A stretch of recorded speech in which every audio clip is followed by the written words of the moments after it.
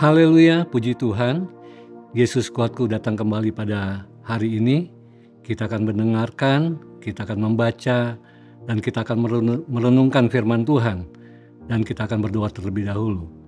Bapa kami dalam sorga yang kami panggil dalam nama Tuhan Yesus Kristus, kami mengucap syukur untuk hari yang baru. Kami percaya Tuhan memberkati hidup kami, terutama lewat kebenaran firman yang akan kami dengar, menjadi pegangan dalam hidup kami sepanjang hari ini.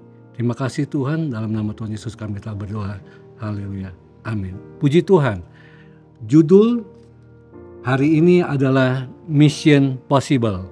Yang kalau saya artikan artinya misi yang memungkinkan. Kata memungkinkan artinya menjadikan sesuatu dapat terjadi. Ayat yang sudah diberikan terdapat dalam Matius pasal yang ke-21, ayatnya yang ke-21 dan ayat 22. Tetapi bagian pertama saya akan bacakan dulu Matius pasal 21 ayat yang ke-19 dan ayat yang ke-20. Satu rangkaian kejadian peristiwa yang dapat kita lihat dan dapat kita pelajari. Ayat yang ke-19, dekat jalan ia melihat pohon ara lalu pergi ke situ, tetapi ia tidak mendapat apa-apa pada pohon itu selain daun-daun saja. Katanya kepada pohon itu, engkau tidak akan berbuah lagi selama-lamanya, dan seketika itu juga keringlah pohon ara itu. Di ayat yang ke-19 sesuai dengan judul yang tertera bahwa Yesus mengutuk pohon ara, dan di saat Yesus mengutuk dikatakan seketika itu juga pohon kering. Sehingga di ayat yang ke-20 melihat kejadian itu tercenganglah murid-murid. Kata tercengang artinya murid-murid kagum.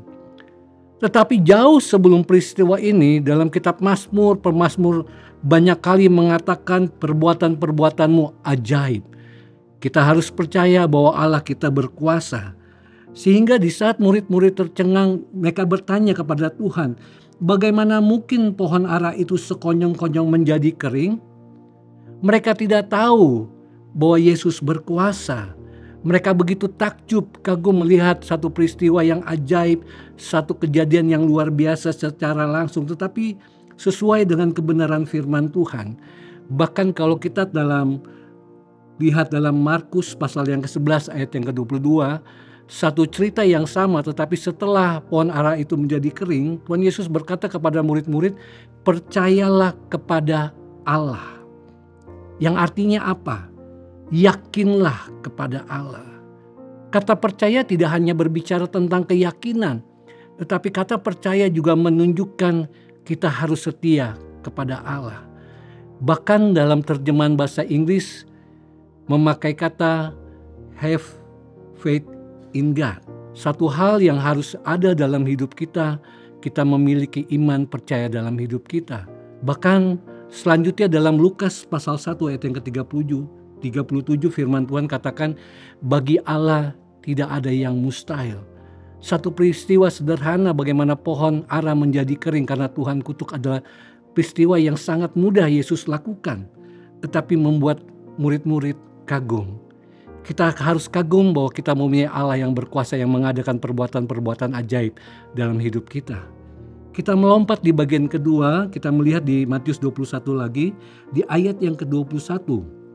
Yesus menjawab kepada mereka, aku berkata kepadamu, sesungguhnya jika kamu percaya dan tidak bimbang, kamu bukan saja akan dapat berbuat apa yang kuperbuat dengan pohon ara itu, tetapi juga jikalau kamu berkata kepada gunung ini, beranjaklah dan tercampaklah ke dalam laut, hal itu akan terjadi. Yesus berkata kepada murid-murid, sesungguhnya jika kamu percaya. Kata sesungguhnya berbicara tentang satu hal yang pasti terjadi. Jadi murid-murid diingatkan bahwa Yesus mengatakan kepada mereka bahwa sesungguhnya ada hal yang pasti mereka dapat lakukan seperti Yesus lakukan. Bahkan kalau kita lihat dalam Yesaya 45 ayat yang ke-23 firman Tuhan katakan, dari mulutku telah keluar kebenaran. Perkataan Yesus yang berbicara tentang sesungguhnya jika kamu percaya adalah kebenaran. Bahkan di dalam Yesaya 55 ayat yang ke-11 lebih lanjut dikatakan firman yang keluar dari mulutku tidak akan kembali sia-sia. Itu yang pertama. Berikutnya dikatakan lagi, firman akan melaksanakan dan berhasil dalam apa yang Tuhan suruh. Jadi kalau dia berkata, sesungguhnya jika kamu percaya, kamu dapat berbuat apa yang Yesus lakukan. Itu pasti terjadi, sesungguhnya itu pasti akan dapat kita lakukan. Dan selanjutnya dikatakan, jika kamu percaya. Percaya berbicara tentang keyakinan akan kebenaran, tetapi percaya juga berbicara tentang hubungan dengan Yesus. Yohanes 14 ayat yang ke-6, akulah jalan, kebenaran, dan hidup. Firman yang keluar dari mulut Yesus adalah kebenaran, dan firman itu akan melaksanakan dan berhasil asal kita percaya kepada Yesus. Tetapi dalam Matius ayat 21 tadi juga dikatakan tidak sebatas percaya. Selanjutnya dikatakan dan tidak bimbang, tidak ragu, tidak goyah. Sangat mudah memahami apa yang Yesus katakan pada hari ini, bahwa kamu tidak boleh bimbang, ragu, atau goyah. Bahkan kalau kita mundur dalam Matius pasal yang ke-14, dua contoh yang akan kita lihat pada hari ini tentang Yesus berjalan di atas air. Kita lihat di ayat yang ke-28, Petrus berseru dan menjawab dia, Tuhan, apabila engkau itu, suruhlah aku datang kepadamu berjalan di atas air. Dan Yesus akhirnya memanggil Petrus untuk berjalan di atas air. Tetapi kita melompat di ayat yang ke-30, di saat Petrus merasakan tiupan angin, selanjutnya dikatakan dia mulai takut, dia mulai ragu. Sehingga di ayat yang ke-31, di saat Petrus perlahan-lahan mulai tenggelam, Yesus berkata, hai orang yang kurang percaya. Kurang percaya dalam terjemahan lain dikatakan, hai orang-orang yang sedikit imannya, bahkan lebih ditegaskan lagi, terlalu sedikit percaya. Dan Yesus melanjutkan, mengapa engkau bimbang, mengapa engkau ragu. Mempercayai kebenaran firman Tuhan, mempercayai Yesus, kita tidak boleh bimbang, kita tidak boleh ragu kalau mau melihat keajaiban terjadi dalam kehidupan kita. Satu contoh lagi dalam Roma 4 ayat yang ke-19 dan ayat yang ke-20. Kalau kita lihat berbicara tentang Abraham di saat dia menantikan janji dari anaknya yang akan diberikan. Di ayat yang ke-19 pasal yang ke-4, firman Tuhan katakan, imannya tidak menjadi lemah walaupun ia mengetahui bahwa tubuhnya sudah sangat lemah karena usianya telah kira-kira 100 tahun dan bahwa rahim Sarah telah tertutup. Iman tidak menjadi lemah. Walaupun tubuh boleh menjadi lemah, tubuh jasmani boleh menjadi lemah karena usia Abraham sudah berusia 100 tahun. Bahkan selanjutnya dikatakan rahim Sarah telah tertutup. Rahim Sarah telah mandul, satu hal yang mustahil untuk mereka mendapatkan keturunan.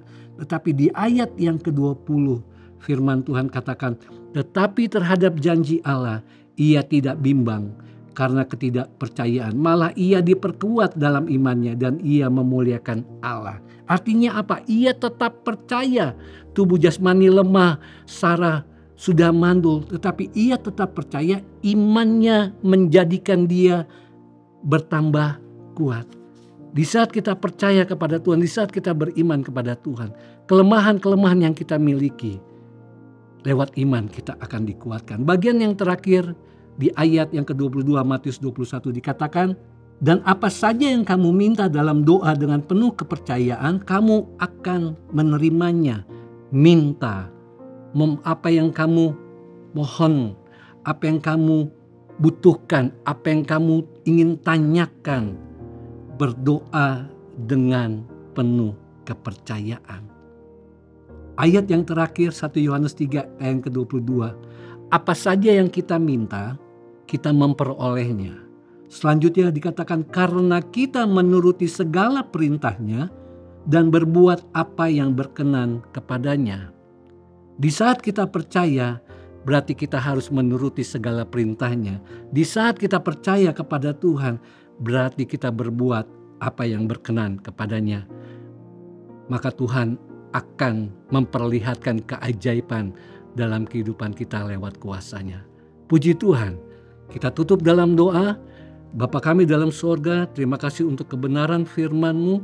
Kami percaya firman-Mu menjadi kekuatan dalam hidup kami. Tidak hanya mendengar, tetapi kami melakukan kebenaran firman-Mu. Terima kasih Engkau berkuasa dalam hidup kami. Kekuasaan Tuhan melimpah sepanjang hari ini.